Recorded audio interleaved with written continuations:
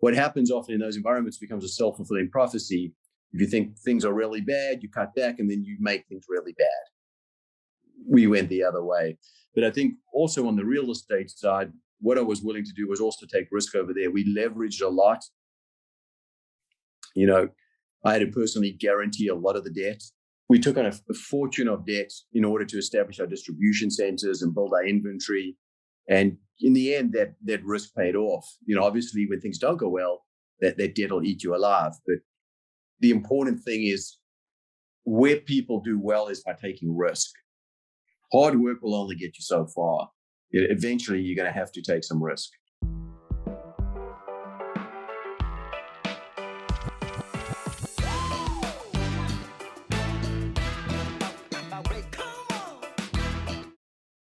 Welcome to the show. Thank you so much for listening. We've got another one of my favorites. I don't know what's happening. Each show seems to get better and better from my point of view, but I'm not the audience. Today we have Terence Scheckter, CEO of Checker Prop. You've never heard of it. 2 million square feet investment and development company. But prior to that, the founder of TSW Wheels. If you like wheels, you know TSW, Black Rhino, 16 other brands, the second largest wheel manufacturer and distributor in the country. Terence has a finance background from South Africa. He's going to talk about excellence is being the best at what matters to your customers. Haven't heard that one before. And let go of the rest. He's going to talk about taking risk, but knowing your way out. And especially for you 20-somethings, this is important. He's going to talk about it's not a destination. It's about the journey. We've got a great show. Welcome to the Edge of Excellence. Well, Terence Scheckter, thank you so much for making time, for coming off the mountain, off those blue runs you have mastered, or coming off the beach during your relaxation time of early retirement to join the show. Welcome to the Edge of Excellence. Thanks, man. Thanks for having me. We're going to get into your early retirement because a lot of the audience, I don't know if you know this, Terence, but 20%, something like that, 20% of 20-somethings want to make a bunch of money and retire on their individually made wealth by 35. So we try to paint the more accurate picture of how that works. And I know you did pretty well and you built a business and you were able to move on and retire, quote, but we're going to talk about the reality of what retirement means and the reality of the age when you retire and how you don't really retire. We'll get into your real estate business. But before we do anything, we always start off with your definition of excellence. Terence Scheckter, what is your definition of excellence? So I think in the context of business, excellence is what matters to your customers. It's not helpful to be really good at doing something that does not matter to your customers. So whoever you're defining as your customer, whoever you're targeting, those are the things you want to be excellent at. So, in my case, when we had the wheel company, design was important, service was really important, and we were excellent at those things. Low cost was not important. We were not the low cost provider. So we were not excellent at that. So I think when you're looking at excellence, you got to be really careful not to try and, achieve it at everything because you have limited resources. You have limited human and you have limited capital resources. So you want to be really good at the things that matter to the customers that you're targeting. Okay. So it's basically do really well in what your customers care about equals excellence. Correct. Yeah. Yep. And really well is good enough.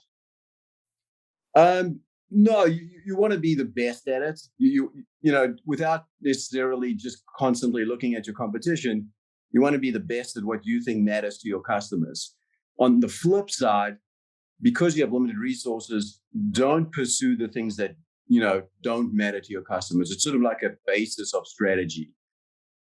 Somebody said nothing is more useless than doing well that thing that should never have been done at all.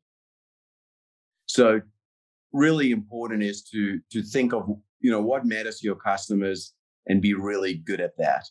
Okay, so that's I've done a lot of these shows, and for some reason, the last 3 episodes, everybody's kind of turned a corner and come up with new definitions, and I'm liking them more and more. So your unique element is focus on the customers. And then I think it's really important. You have to let go of what doesn't matter. And that, I mean, you could be listening to this at 1.5 speed in your car right now and thinking, oh, my English class doesn't matter. No, you got to get through college and be excellent in college because college matters. But when you get out of college, and you hear on the show a lot, you have to specialize. So you as a person have to specialize in what you're great at and let other people do the things that you're not great at. When you're working with your customers, you only need to be great at what matters to them. Being excellent is not about having ADD. Now, Terence, you and I have a great friend named Mike Cato who has ADD. He doesn't listen to the show, so we can talk as much trash about him as we want. And, you know, if you're ADD and you're moving around and you're making the greatest wheel and you're trying to be the lowest cost and you're trying to put it in Kmart where none of your customers go, it's a waste of time. So being excellent, being the best at what matters to your customers and letting everything else go because you have limited resources. Correct. Yeah. I think that sums it up well. So before we get into your early life, and I think people by now can tell that you are a transplant. And if you watch the show Yellowstone, a transplant is someone that moved to a different country. Terence came to the United States, came from South Africa, and created a ton of jobs while he was building, I think that either the biggest or the second biggest wheel company in America, TSW. Probably heard of TSW, probably heard of Black Rhino. He started buying real estate. And a lot of our listeners want to become real estate moguls. They watch a little bit too much Flip and Flop. And I saw her driving around in her Bentley yesterday. I see her all the time, by the way. You see her all the time? She's hard to miss in her white Bentley. Terence learned real estate over the course of many, many years. So by the time he sold his business, he was ready to be a real estate investor. And that's usually the method. You don't get out of college and get a bunch of money. We've had some wholesalers on here, so you can do it with other people's money. But a lot of people will build businesses and start to buy their industrial buildings that they operate out of and learn real estate over many years. And one of the things Terence said to me, Terence and I went to Park City. I give free ski lessons to my buddies. And so Terence wanted to take advantage. Unfortunately, he provided nothing but groomed runs, so we didn't get too deep into it. But one of the things Terence said, because when we talk about this on the show, surround yourself with people that are doing better than you. And so I went with Terence, done a little bit better than me. And he says to me, hey, a lot of people sell their business and make bad investments and lose all their money. So Terence knew he could go into real estate because he'd been practicing for many years. So real quick, TSW, before we get it, we'll do it the normal way. Let's go way back to Cape Town. You went to high school in Cape Town, right? No, I grew up in a small town on the East Coast called East London. Oh, I've been to East London. Okay, so tell us what life was like in East London. What were you doing in high school? Were you kicking butt? Were you slouching? What was life like? Life was great. It was like a small coastal town about the size of St. Louis Obispo. Was on the coast, so life was good. I worked as a lifeguard through high school and college. It was a great place to grow up back then. And school was good. I was pretty academic. I was always good at math. So school wasn't too challenging for me. Enjoyed playing sport. Was never really good at it. Rugby was the big sport. I was never large enough to play rugby. By the way, there's one advantage to being large. And I know you're very physically fit. And I know my wife has a baking business, so I'm handicapped. The one advantage on downhill sports, you go faster. That's the one and only advantage. So you weren't very large. You couldn't play rugby. You focused on math and academics. Keep going. I like to interrupt, by the way. Keep going. No, that's fine. So yeah. Although you don't really go that fast downhill, man. There we go. Don't listen to him. Yeah. So yeah, that just might be a lack of courage. But anyway, so after high school, I was always interested to spend some time in America. So I actually became an exchange student after high school, and I spent a year in Minnesota in high school, which I really enjoyed. Played a lot of sport.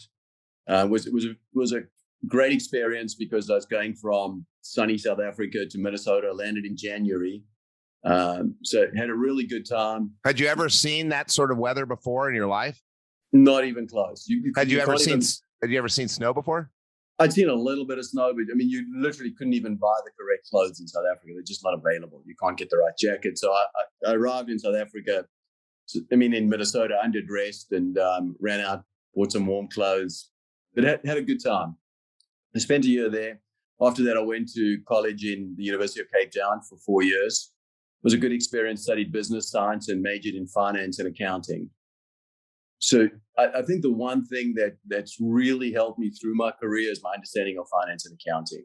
So no matter what industry you find yourself in, I spent nearly my entire career in basically a design industry, designing custom wheels, which is really, it's a fashion business. So, but my background in finance and accounting was hugely successful, even the time I spent studying statistics, analyzing inventory movements, all of those different things. So, what I tell most young people is you've got to understand an income statement and balance sheet. If you don't understand an income statement and balance sheet, you're going to be in real trouble. And you've got to understand financial metrics and all those things. So that was an enormous help. I spent my first year out of college. I went to work for Deloitte & Touche in their corporate finance division. And, I learned a bit there. I really didn't enjoy that kind of work. Didn't enjoy the environment and the culture, and left after 1 year. Okay. So backing up a little bit, first of all, we just kind of explain the geography. If you haven't been to South Africa, I believe the longitude is the same as California, right? Is it longitude or latitude? I didn't study science that much. Yeah, I'm not sure, but the weather's very similar. So Cape Town has magnificent weather. It's got beautiful sunny summers and wet, rainy winters, similar to Southern California. I believe the longitude of Cape Town, it's in the Southern Hemisphere, is the same as Laguna Beach, where you live part-time, in the Northern Hemisphere. So Cape Town, think Southern California without the snow-capped mountains, and Minnesota, think the North Pole. So you went from Cape Town, you took a gap year then. You took a gap year between high school and college? It wasn't a gap year. I was in high school in Minnesota. Oh, was it your senior year? No, so just basically the way the Rotary Exchange student, the way it works is you repeat your senior year in a different country. Well, that's a good way to get good grades. But yeah, the grades didn't really matter. Grades in Minnesota don't help you get into university in Cape Town. But the high school was a lot tougher in South Africa. It was, basically you write exams and those exams get you into college. And so there's you don't have to, like, your kids are going to have to be athletes, and they're going to have to do community service, and they're going to have jobs, and they're going to have good grades. In other countries, it's all about the test, right? Yeah, then it was mostly driven by the tests. It wasn't, I think it's still hard to get into. The difference is you don't get into the college as much as you get into the degree. So if you want to get into med school, because the way it starts there, you go into med school straight out of high school. So it's more about what degree you get accepted into, what course you get accepted into. So you need back then, I don't know what it is today, but you needed pretty good grades to get into university. Okay, so you did well academically. You were doing well in math class. You did this extra study abroad. Probably that would have helped a lot in the U.S. to get into college. You end up in a great college. You're that math mind. Now, I talk to a lot of people that are finance majors, and then they like business and they want to switch to marketing majors. Don't. I talk to people that are engineers and they like business and they want to go into management. Don't. And I'm not a science-minded type person. You could take a Discord. Do you know your Discord, Terence? I don't. No. Okay, so he's probably a DC. So he's got that C, that math mind with the driver. And, if you don't have the math mind, it's going to be hard to major in finance. But if you're already majoring in finance, stay. If you're not majoring in finance because you're having a tough time, it's not the way your mind thinks, it's still, as Terence said, a great idea when you're in college to take some finance classes to understand the income statement, the balance sheet. And I find the more you understand about finance, the easier it is to do deals. So deals are when you're buying real estate and selling real estate. Terence does that now, or buying and holding. You've got to understand the math. Real estate is a math equation. I have a bunch of real estate, and I don't think we're very good at it because we don't do the math the right way. So we have a new CFO that's going to do the math the right way for us, and we're going to hire that finance person. But if you want to go into real estate after some sort of a business career, it's important that eventually you understand the mathematics behind it. So you knew that. You get into consulting. What was it that you didn't like about consulting at Deloitte & Touche? So I was in the corporate finance department, and most of corporate finance back then, I don't know how it is today, I assume it's pretty similar, it is doing sort of due diligence acquisition audits. So you're going in. You're just crunching numbers all the time. Well, you're verifying numbers, you're verifying data when there's being an acquisition made. So, it wasn't super exciting. Also, I was straight out of college, so I was by far the most junior person on the team because corporate finance at Deloitte back then was a lot of more senior people. So I was spending a lot of time at the photocopying machine. so I wasn't having a great time. I preferred a more creative, entrepreneurial environment. So it's a great company, Deloitte, but it wasn't for me. So we're going to clean up our language since the last show that we had someone on here with some foul language. Terence Scheckter is nobody's grunt. Now I could take that grunt word out and put a different word in, but I know your kids are going to listen to it. Terence Scheckter never has been and never will be a grunt. So you're in a grunt job, and we talked on my last show, everybody's got to go mow lawns, wait tables, have crap jobs to learn how to interact with people, to learn communication, to learn what hard work is. When you get out of school, you got sick of being a grunt. You probably did pretty well in college, right? Yeah, not too bad. It was a very challenging degree that I did. I did business science at the University of Cape Town. And I remember when we started, it was 400 people started and 80 graduated after 4 years. So, and the way the system worked, basically, if you failed, I think it was more than one course in a year, they threw you out. So it was a tough degree academically, but so I did fine. I graduated in 4 years. Graduated in 4 years. And when you take Terence's word of fine, that means excellent. We talked in the last show about humility. Terence is humble. So I'll translate from your South African vocab into basic American English. So Terence kicked ass and I'm sorry, kids. Terence did very well in college. You don't get into Deloitte & Touche if you didn't do well.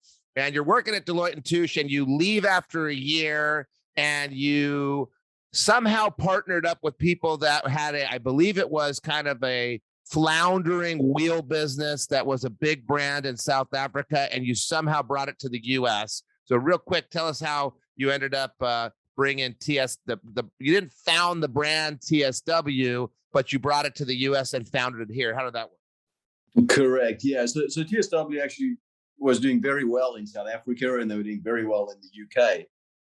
They had a chain of retail stores and several factories in South Africa. So what they wanted to do was expand into the US, and through a family friend, I knew the chairman. TSW was a public company in South Africa. Wait a second. Flag throw. Not many people that listen to this show, besides Sean Baldwin, were lucky sperm. So were you lucky sperm growing up? No, I wouldn't describe that. How do you know the CEO of a huge company if your parents aren't crushing it too? So no, my dad was a dentist. He did very well as a dentist, but I wouldn't describe myself as lucky sperm. You weren't Sean Baldwin spoiled. So yeah. It's okay to bag on Sean Baldwin on this show. We do it every time. Yeah, no, not lucky sperm financially. I suppose it's lucky sperm genetically. Great parents that raised you well. You were introduced to this guy. Well, we digress a little bit. You're introduced to this guy, and then continue with your story. Yep. So what had happened? I had a couple cousins who were racing drivers, and the guy had in a former life been a racing driver, so he knew my cousins, and they were family friends. And So I met him the first time, I think, when I was working as a lifeguard, and he flipped a boat in the ocean and I went to help him. And anyway, so long story short, they wanted to open up in the US. I just left Deloitte. And then I was setting off to go to Europe for probably about a year just to work and backpack. And then I was in London actually working construction, which I enjoyed, by the way. I really enjoyed working construction. I was dirt poor, but I was enjoying the work. He called me and basically said, look, we're ready to open up in the US if you're ready to stop screwing around in London. So I got on a plane, came to California, and basically a couple months later, we opened the business. And the objective at first was to import the product and distribute it, which we did. Grew it very nicely for several years until, gosh, I think it was like about 1999 or so when I decided to leave the company and start an internet company. It's when the internet was in its early days, and raised a bunch of capital, did a venture which sort of petered out when NASDAQ crashed. We were unable to raise any more money in about 2000. In the same time, I came back to TSW. They asked me to come back and run it again, and with a view to buying them out. They wanted to sell the company after I left. TSW was struggling, and we agreed that I would buy the company in 2001, which I did. And I came back and ran it, and it was pretty small back then. I think we were doing $5 or $6 million, and then started growing it again and grew it every single year except for, I think we had a down year in the recession in 2008. We went slightly down. We never lost money ever again for the last 20 years. And eventually in 2020, sold it to my largest competitor. They were number one, and we were a very distant number two, sort of in the sector. And yep. And now you're a real estate mogul. So there's different types of people. You know, I kind of all my life was an overachiever. A lot of people that end up pretty successful later in life were overachievers all their life. Other people may have had an epiphany and turned, but it seems to me, you know, you go to this great school, you get out, you work for a great company, Deloitte and Touche. How long were you in London doing the construction thing? Oh, just a few months. That was not long. Just baffling that some dude, you must have been one special kid. So you're in your early 20s and some dude calls you up and says, hey, this, by the way, if you're listening right now, this never happened. So don't put all your eggs in this basket. Some very successful CEO of a company calls you up and says, hey, how about you move to a third country and start my business up there? Yeah, I guess you put it that way, that happened. Yeah. Have you ever stopped to think that that's a little crazy? How old were you? I was 24. Okay, so you exit your comfort zone a lot.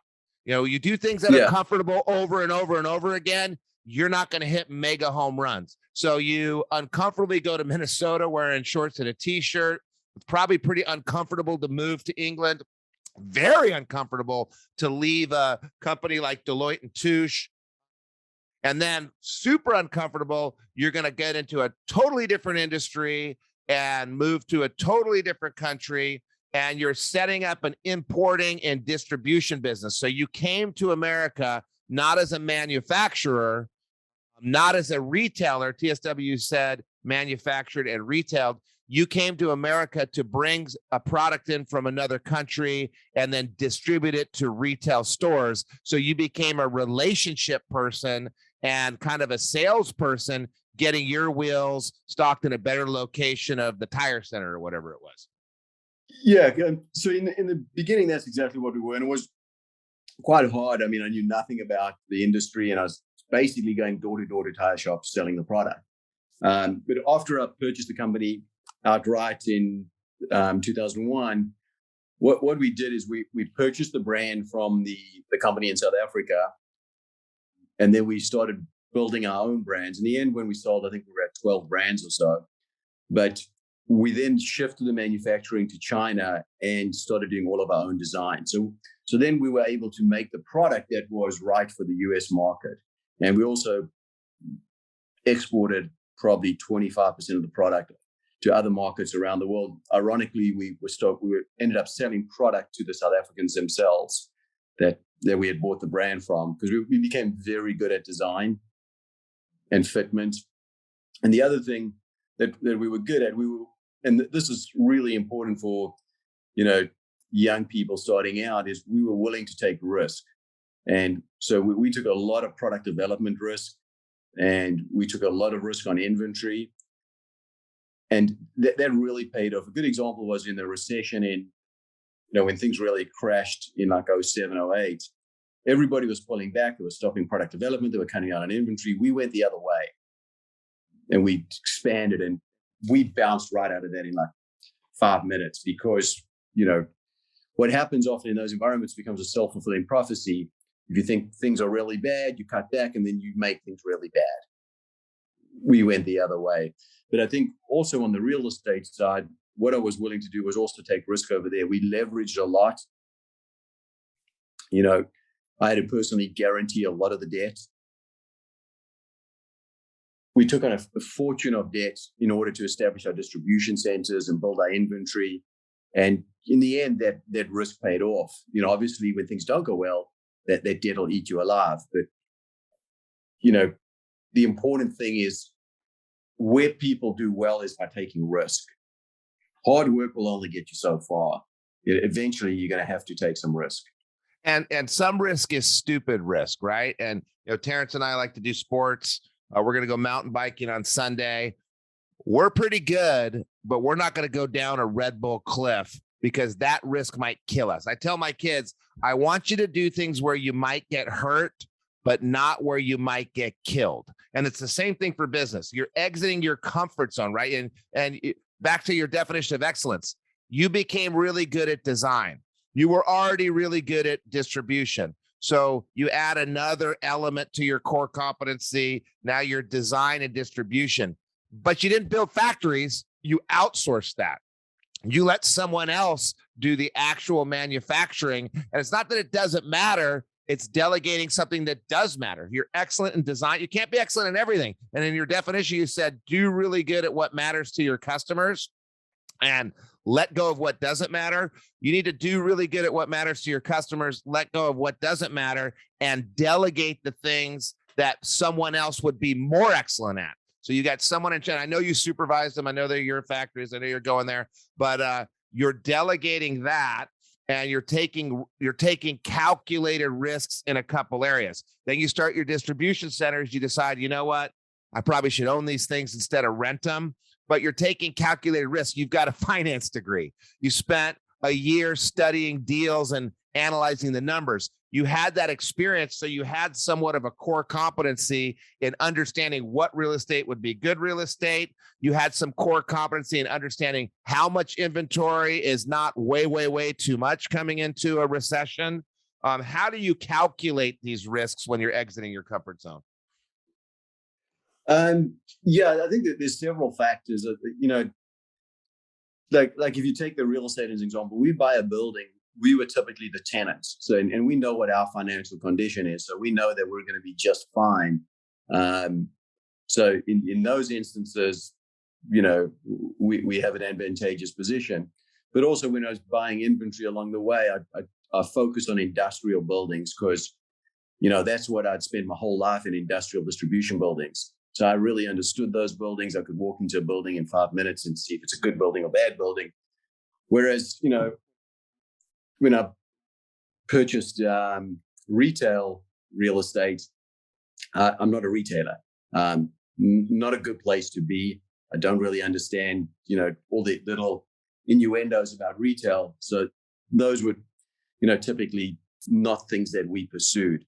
And yeah, absolutely. I think like if you use a mountain biking analogy, when you go down a hill, you got to know, your way out. You got to know, hey, if this doesn't work, I'm going to go here. If this doesn't work, I'm going to go there. So I think the same applies in business and investing is, you got to think, what if things go wrong? You got to sort of stress test all the different scenarios in your head that, if things turn sideways, this is how you're going to resolve it.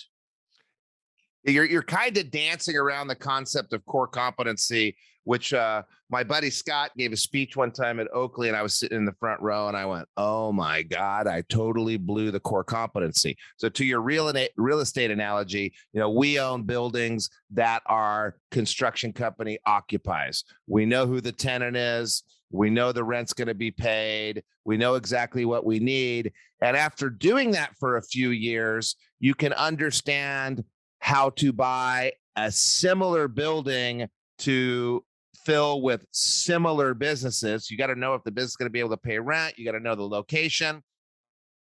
You don't go off and buy 22 VRBOs in Savannah, Georgia and hope it works out. Or another example of me blowing it, I'm in the construction business, I'm in the training business, and I went into the chemical business and developed a cleaning company. It wasn't the same customers, wasn't the same process, and I'm back to being 21 and learning all over again. So Terence is just over 50 years old. There's 30 years of learning to be an expert in industrial real estate, building on each experience. And I know you never lost money in a year, but you probably had some things where you didn't make as much money, or an individual area of your company that lost money, and you get stung and you learn. So risk, knowing your way out, also calculated risk, having some safety lines. You didn't go buy space shuttle manufacturing real estate in Nebraska. You didn't go buy skyscrapers that were office complexes in Long Beach. You started your real estate investing based on what you knew. You came to America, you were good at distribution, you knew you could add another core competency, design. And you slowly over time, as Scott Olivet said, make baby steps. So what he said about Oakley was, he said, I came to Oakley and they had sunglasses, shoes, watches. They totally lost their way. And Oakley's a good example because everybody knows it. They pared back and they focused on just sunglasses. And then they started to build, they went from men's sports sunglasses to women's sports sunglasses to men's lifestyle glasses. They didn't go from glasses to watches. And Terence didn't go from industrial real estate to New York skyscrapers. It's a whole different ballgame. So over the course of your life, you're building this knowledge base that you're building on and building on and building on to where you become excellent. So he became excellent at investing in real estate through 20 years of trial and error. He became excellent at wheels from being a distributor and then buying this brand and being a design distributor. And I'm sure you had issues with manufacturing at first, delegating the important things that you're not good at, getting rid of the things that don't matter to your customers. Any comments on core competency? Yeah, I think that's accurate there. For us in the distribution business, we would outsource the transport because we didn't want to invest money in transport. We outsourced manufacturing, which is a massive investment. But at the same time, what we really were good at was picking the manufacturers. So we would go and we'd pick the highest quality manufacturers that we could find in the world. We had sourced in South Africa, we had sourced in Italy, we had sourced in the US, we had sourced in China, Malaysia, we'd sourced all over the world. And we've came up with a handful of what we felt were the best quality suppliers and the manufacturers in the world, because quality was really important to our customers. We had brands for Porsche and brands for Range Rover and Mercedes and BMW that were targeting those vehicle specific. And in those instances, quality is critical. We were good at selecting those manufacturers and, obviously the design and keeping the product in stock. You've got a lot of guts, right? If you're Terence's kids and you're listening, your dad's got a lot of guts, but it's easier to take risk when you're doing the analysis. So that those analytical skills you had already that you utilized in college and then you utilized at Deloitte and Touche, you kept analyzing and deciding. You keep making decisions. You're making Mercedes. You're not making Mercedes, Yugo, Fiat. You're focusing on these niches because it's a more calculated risk.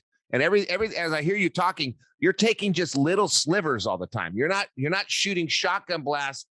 You're sniper blasting at certain segments. So why did you pick the high end market and the high cost market, especially through a recession, as opposed to more of the Kmart brand or the general brand? Is it just because you like high end better, or what was the calculation you understood? Another way to say what I think you're trying to articulate is you just got to make sure that your brains are bigger than your balls. We're trying to keep it clean because your kids are young. But yeah, one of the reasons we focused on those niches is we had a very large competitor who we had in fact sold to in the end. Okay. One of the things you always want to do is you don't want to get in a boxing ring with Mike Tyson. So you want to stay away from very large competitors who have a dominant position. So what we try to do is, at times we go toe to toe with them, but we try to move around them and do the things that they weren't doing.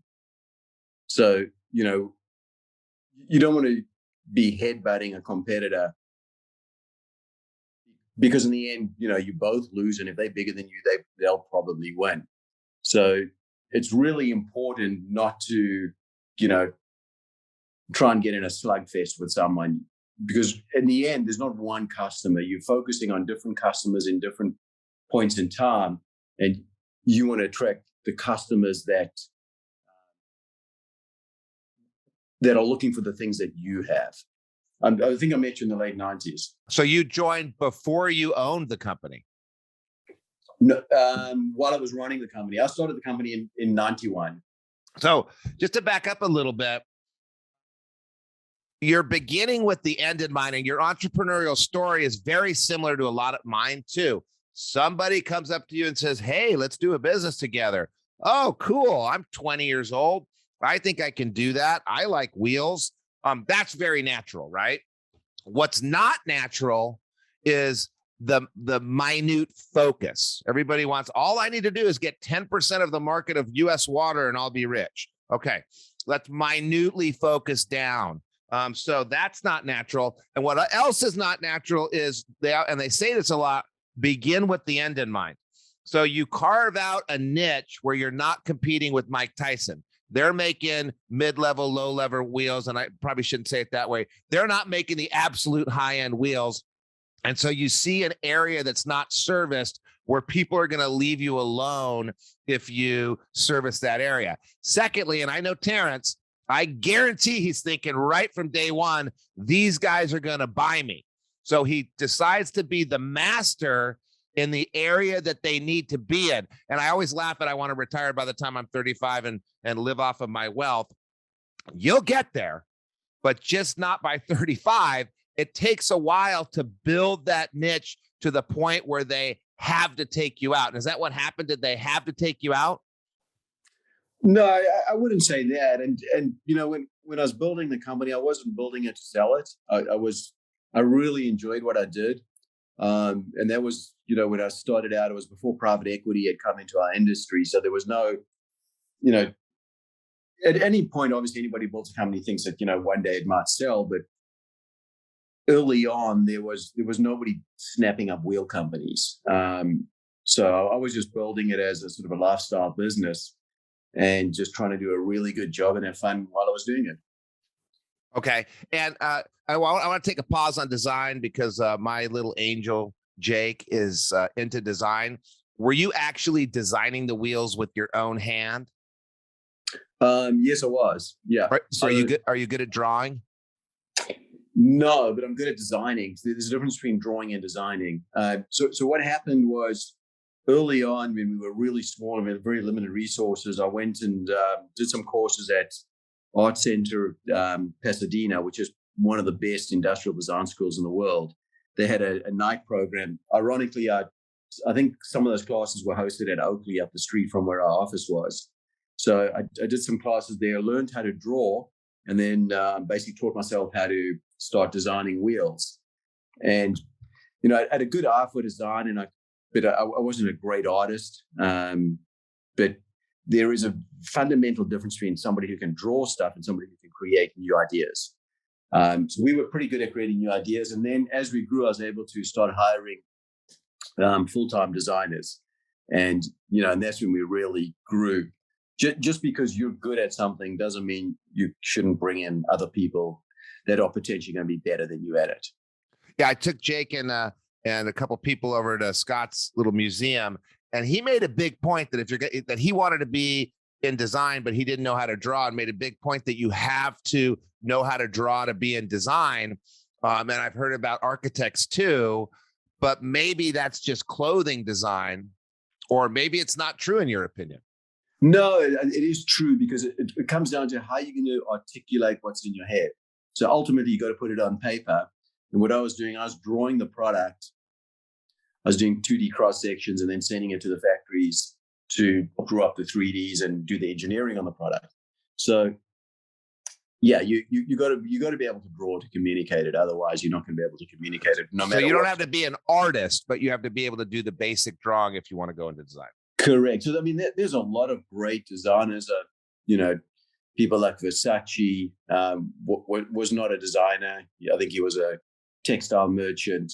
Ralph Lauren apparently is not a great artist, but these people can obviously design. Okay, well, that is wonderful. This is going to be a helpful episode for my wonderful child. Okay, so real quick, and I know we got to button this up in a few minutes here. If you want to find Terence, you can go check out checkerprop.com. Terence isn't in the wheel business anymore. One day, somebody came and said, "You know what, Terence, we love your company so much. We need to have it." And it was kind of a surprise, wasn't it, Terence? A little bit. It was a trend going on in the industry for a while, and like I said, it wasn't our intention to build something to sell it, and it just sort of it happened over time, and ended up selling. So Terence has someone come approach him. They love the company. They love the brands, all the TSW brands, including Black Rhino, and they make him an offer that he can't refuse. So all of a sudden, not at 35 years old, just a little bit older than 50, all of a sudden, in addition to the industrial buildings he already owned that he was renting out to his company, that's how you do it. You buy it and rent it out to your company. He ends up with a bunch of capital that he has to deploy, which is a wonderful problem to have. If you get to the point where you have capital to deploy, or even better, you have too much capital to deploy, Terence goes back into one of the things he's excellent at. Terence goes back into something he's really good at, where he knows what the customers want, and he can be best at delivering what the customers want, industrial real estate. And now you spent the last few years, you're up to 2 million square feet of real estate, buying real estate with the proceeds of your prior passion, the prior thing that you developed for many years. And it took you 30 years to get to the point where you were the best in the wheel business, or maybe you were the best for a while, but 30 years to where someone took you out because they're tired of you being the best and they want to be the best. And then you get into the real estate business, which you've also been doing for quite a long time. So you're able to have this runway. And when you sell your business, one of Terence's neighbors is a friend of mine, Joe John. Joe John says, and he interviewed, I think, 2,000 people, and he wrote his book, Start It, Sell It, and Make a Mint, which he says is a crap book. But it was his first book. He interviewed 2,000 CEOs, and he said the ones that were the most successful after exiting had another plan. So as you're exiting, did you know you were going to be go into the real estate business and occupy your time in the real estate industry? Yeah, absolutely. I mean, I've always enjoyed the real estate. It's, it's just kind of a creative business, especially when you're developing stuff. But just to backtrack a little bit on selling the business, the one thing that happens when you build a business and, you build brands and you're working with a bunch of people that you really like, is that you're very conscious of who you're selling to. So we didn't run a process to, find the highest bidder. The guys who bought our company were people I knew, liked, respected, understood the industry, and, they'd look after the people and the brands was sort of more my focus. And, we weren't looking for the highest bidder. We were looking for, we weren't actually looking for anyone, but it was people that are respected and, were competent. That's what drove that decision. But yes, and all along I had, and already at that point I was spending most of my time on the real estate, because we had a very competent team at TSW who could run the business. So they, I'd become much less critical to TSW and much more critical to the real estate business, which was only a couple of people, me and one other, which we've grown today. But yes, I think that is important to, when you sell, to understand what you're going to do, because a lot of people who sell don't know what they're going to do, or won't sell because they don't know what they're going to do. So I really enjoyed spending time on the real estate. I also had young kids. I want to spend more time with my kids.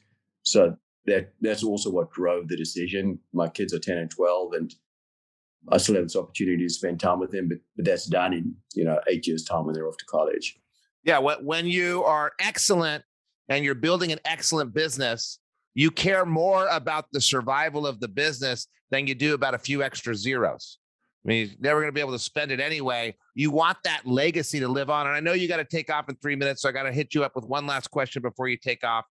What sacrifices did you make in your 20s that you'll never regret? And there's probably a few you already mentioned. Yeah, to be honest, I don't think I made too many sacrifices. I was always focused on keeping a good balanced life. I didn't work massive hours. Again, it's not about how many hours you work. It's about being smart, and you got to take risks. So, I didn't make too many sacrifices. I always took a lot of time off. I think that the important thing to understand is there is no destination. There is only the journey. So, a lot of people think, well, I'm going to really, work hard, make huge sacrifices, and then I'm going to get this pot of gold at the end, and that's the destination. My experience, that life doesn't really work like that. You better enjoy the journey, because there is no destination. Yeah, and it's not ending at 35. You're gonna be around a long time, and you're not gonna have anything to do if it ends at 35. So if you're listening, plan on heading into work in your 70s, because you will. You better find something you love. You better find something that you're excellent at, that your customers care about. And Terence, I really appreciate you coming on. One last little plug. Terence and I are purposeful friends. We hear people talking on the show all the time about you are who you hang out with. Terence and I made a conscious decision to spend more time together because we went to too many funerals, and we decided we wanted to stop seeing people at funerals. I really appreciate the strategic friendship I have with you to lift each other up. I teach you how to ski. You teach me how to invest. I'm looking forward to seeing you on Sunday. Thank you very much for coming on The Edge of Excellence. Pleasure, man. Thanks a lot.